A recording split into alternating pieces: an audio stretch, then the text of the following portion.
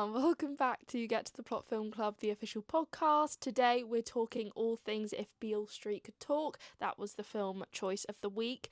But before we get on to that, you may have noticed something a little bit different about the get-up, which is I have a microphone now and it actually sounds so nice in comparison to the one that I was using. I don't know if I've got the other one with me. Oh yes, I do. These were the really cheap ones you can get off Amazon, and these kept really doing me dirty because they would be like glitching out while I was recording things, and obviously it's kind of hard to then go back and like redo it because usually as soon as I film something I shower and immediately get into my pajamas, so it wouldn't have flowed nice if I'd gone back and re-edited some of those videos. But what an upgrade. Look at the comparison. Yeah, so I thought it would make sense to invest in a proper mic system just because then the podcast is just so much more appealing to listen to. I was listening to some of it back and I do just sound like I'm recording it in a tin can. So I think hopefully you guys will appreciate this. I certainly do, because I feel super cool holding this mic and feeling like I'm talking to so many more people than I actually am. But yes, If Beale Street Could Talk. What a movie. I know I feel like I say this every single podcast. I start with what a movie, but I thought this one has so many good aspects and so many aspects, again, that very similar to The Lobster. I think it kind of missed out on some opportunities. It's definitely been one I've been meaning to watch for quite a long time, and obviously also I haven't really looked into Barry Jenkins's work. Obviously, I know he directed Moonlight, which I still haven't seen. I'm sorry. I will at some point. I've seen La La Land. Is that enough? It's basically the same thing, isn't it? But there's definitely more that I'd like to explore in regards to his work, because I did really like his cinematography style and his way of directing. I think I'm guessing Moonlight does it better. Not saying that this film was bad, but I have definitely some opinions that I think could have improved this film, but we'll get onto that in due course. So actually, talking about the fact that he'd made Moonlight, he actually wanted to make this film prior to making Moonlight. It was after his debut in 2008, but he just couldn't get the funding until he made Moonlight, which then guaranteed that it would do well in the box office. And obviously this movie is based off of James Baldwin's 1974 novel, If Beale Street Could Talk. I have personally not read the book. Do I think I will read the book? I'm not too sure yet. I think I need to give it time, because I do sometimes struggle reading the books of films that I've seen because I know what happens. I think with this book I probably would appreciate the writing. However, the plot is the thing that keeps me engaged. I do kind of like to put plot first and then the writing, but I think if you do both well enough, then that's what makes a novel the best, in my opinion. But then interestingly, on to some of the things that I researched about this movie, the quote at the start of the film by James Baldwin actually isn't in the book. It's just a Baldwin quote.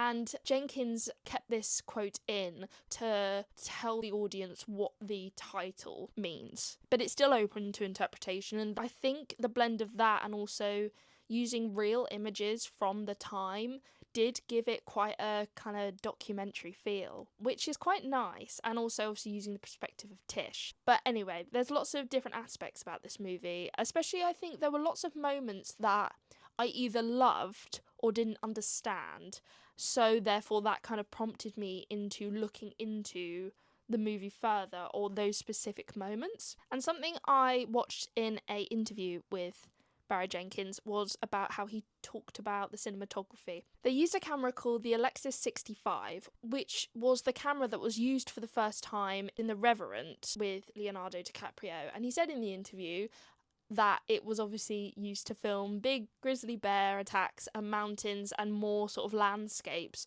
whereas in this, he really wanted to bring light to the emotions on the characters' faces, because that is what leads this story.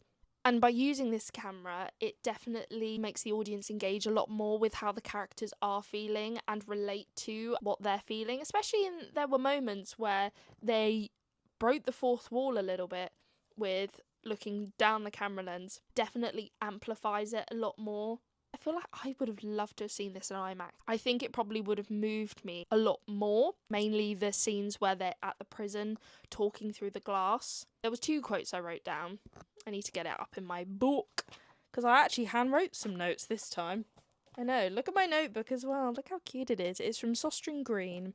For the people that are listening, it's like pink and red, and it's also a dotted notebook. Sorry, I need to get back onto the topic of the movie. Yeah, so there were 2 quotes that really stood out to me.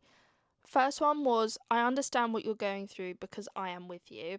That was when they're talking between the dividers, and Tish says this to Fonny. And I think because Jenkins focused so much on having the audience engage with the characters' emotions, that you feel like you're going through it with the characters, which I certainly felt. You do sympathise with them because it does feel that you're really intimate with the characters. It feels quite exposing, I guess, for the characters, but you get to witness it, and it doesn't feel too invasive as well, which is really nice. In particular, when they're having their intimate scene, I didn't feel like I was overstepping as an audience member, which sounds a bit odd, but I don't know, it didn't feel like too much to watch at any point, which was really nice. So the film definitely focuses on relationships and love more than anything, which did kind of surprise me. I thought they would have focused more on like the hardships and the time in itself, which, don't get me wrong, they definitely did, but I think they kind of romanticised it a little bit too much. Because the other quote that I did quite like was, "Even though he was turned away laughing, he was holding my hand." I think from a romance perspective, that's a lovely quote, and it really did give me the feels. I think that kind of proves that he did definitely want to focus on the romantic relationship between Tish and Fonny, whereas in the book, it's not so much that. It's more about the challenges that they face, as well as the family dynamics, which I think they really captured in this movie quite well. One of the first scenes where Tish is telling her family about her pregnancy and then also getting Fonny's family involved. I loved all of that. It kind of opens up how all these characters have become who they are because of the people that they're surrounded by. I'm quite big on the why and the how of things. Personally, that's kind of those things that I look for, especially in romances or rom-coms or anything like that. I always look for the why. Why do they love each other? What is the thing that makes the other person look in awe to the other person? And I don't really think I captured many of those moments. The scene where they're doing their kind of house viewing, I really did then understand why Tish loves him, but the other way round was the only thing that I was kind of struggling to see, but more so in the flashbacks, because they're the moments that spark the interest. I saw the romance, don't get me wrong, I saw the possibility, I saw the love for each other when it came to the actual scenes of trying to get out of prison, but that's the only thing I was kind of struggling to see why these guys actually bonded, apart from the fact that they just knew each other since they were very little. Part of me kind of wishes that we saw more moments of them actually interacting as their childhood went through, like to their teen years and things like that, apart from just a few shots of them in the bath. I don't know. It's difficult because sometimes I come out with these opinions and I panic that I've missed something completely. But to be fair, reading some of your reviews, you do also kind of say similar things. When I was researching this movie, Barry Jenkins wanted to make sure he navigated the scenes when it came to talking about Victoria's rape scenes. I don't know if I'm allowed to say these words on Substack, and I'm panicking that I'm going to get blocked on YouTube, so I might have to say grape. So when it came to those scenes when they were talking about that, Jenkins spoke to his female actors on set and said, look, how would these characters react to this situation? All the female actresses said that they, as characters, would believe that she had been assaulted because they would have understood that she wouldn't have come from a malicious place. I did really like the fact where Trish's sister and Shannon both say that she's definitely been harmed, but not by the person that she's talking about. One scene I didn't really get on with at the start, which was the scene where Regina King, who by the way won the Oscar for this movie, which I think was very well deserved actually. What I didn't understand was the fact that she was doing this scene where she is in Puerto Rico, which I wish they just upped the stakes of that, because there wasn't any talk about the fact that there is this black woman in Puerto Rico. She doesn't speak Spanish and she doesn't drive. Everything about that scene felt quite to this and this and this and no harm done, apart from obviously till she speaks to Victoria. But the scene where she's putting on the wig, I don't know if she was putting the wig on because Victoria knew who she was, or she did want to hide the identity in that sense, but obviously she then doesn't wear the wig to see Victoria, so I was a little bit confused. But in an interview with Regina King, she says about the wig being her suit of armour, because at the time wigs for black women especially were quite important and they were kind of used as armour to protect you in this society. She puts the suit of armour on, but she doesn't feel any safer. She still just feels just as vulnerable. Therefore, the reason she rips it off is because she just thinks, what's the point? Why am I doing this? I just wish that they focused on how much Regina King's character was doing for her daughter. I don't think the praise was there that she deserved, to be honest, because that's a lot to do, and yet she did it. I think Jenkins, as a director, from what I've seen of this movie, he's a lot more showing versus telling, which I do appreciate about some directors, but I do kind of wish he did applauded her in a sense. And the only other scene that did really stand out to me was the scene with the flat viewing. The camera angles, and basically that came about because they were location scouting, and when they came across this place, they were kind of just playing about with the idea of if they were to live there, what would it look like? And so they went round with their own cameras and just filmed certain parts of the room, being like, this would be this, and this would have this over there, and etc. And that's kind of how the scene came about. And they said it wouldn't have happened like that if they didn't do location scouting or didn't take the time to just kind of have a little bit of a play and just look around with the camera. And I loved how it kind of made me feel like I was imagining the place with them. And obviously from Tish's perspective, in my head I was kind of like, oh, wouldn't it be cool if they kind of showed the pieces of furniture around the place as they moved, like kind of in sort of a dreaming way. And yet I thought actually it's from Tish's perspective, she's not really going to see that. But then when you pan back to her, she's looking and then she just starts smiling. The memory is hers. I liked it because it did feel like it was from her perspective, which was really nice. And also, I just have to mention this because I thought this was really funny. The main reason why Dave Franco got cast was because when they were location scouting, they were talking to the landlord of that particular building, and Jenkins genuinely thought he looked like Dave Franco, and he was also Jewish, and Dave Franco is also Jewish, and the only other thing that they added about the landlord was the fact that he was wearing socks with sandals, and in the film Dave Franco wears socks with sandals. But anyways, so looking at your lovely reviews, I actually have a bit of everyone's review in there because I couldn't pick, so let's have a little chat about that. The consensus actually seems quite all over the place in a way. Mainly, I'd say it's mainly 3 stars, but we've got a couple 4, 4.5, and 1 2.5, which did surprise me. So, Nadia gave it 3 out of 5 stars, and Nadia says, heartbreaking film. The reality of the criminal justice system is so sad, and this film portrays it amazingly. I was crushed whenever Tish and Funny looked at each other with so much love, but were separated by the glass partition. Actually, when they filmed this, Jenkins said that the glass was real. They just did it in a way that you couldn't see the reflection, which I think is so impressive to be able to avoid that. But also, the actors actually genuinely couldn't hear each other unless they were on the phone.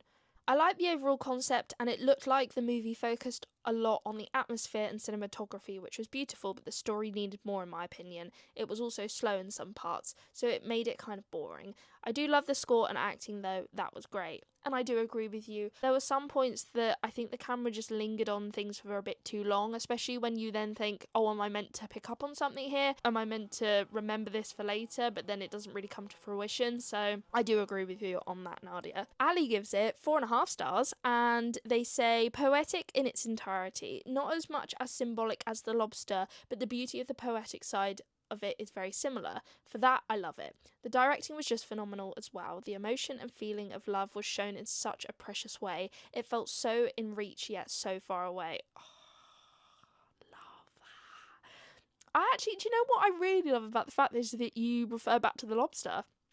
And I think we should do that more, actually, compare it to the films that we've previously watched. I think Kat says, I'm about to move on to Kat's review, and Kat said that it's the best film that we've done in the club so far, which again is really nice. I love hearing those kind of things. But no, I agree, it is so poetic. And I do think that the fact that they did focus on the atmosphere and the symbolism of things and the themes of relationships, definitely I think will click to more people than it will others. If you like those sorts of things, if you like to follow the themes, that's a bit of you, then this film is a bit of you. But if you're, say, someone like me who does appreciate more of a plot, then this might not hit as hard for you as it will some other people. Kat gave it 4 stars and said, first, the music is incredible. I know I say this a lot, but I'm a sucker for a good score. So am I, babes. You're all good. I think I felt very emotional, and it was such a heartfelt and emotional story. I felt the connection with the characters, although we'll admit that I did the Leonardo DiCaprio pointing meme when Pedro Pascal turned up. Same. I wrote in my notebook, actually, at the very bottom, Pedro Pascal. I don't know if you can see that. But yeah, no, I completely get what you mean. I actually felt the only moment I did kind of feel myself welling up a little bit was Shannon was talking to Victoria in Puerto Rico. And that, I think for me, that was the scene that guaranteed her the Oscar. Because everyone kept saying, oh, it's the scene where she puts the wig on. No, it's a thought process. But then go to that scene. Because honestly, I thought I was going to have a little sob because you do really feel for her. It's a difficult situation to be in because she's trying to say, I believe you, but you've got the wrong person. And when she said, well, you've clearly never been assaulted, I was like, oh.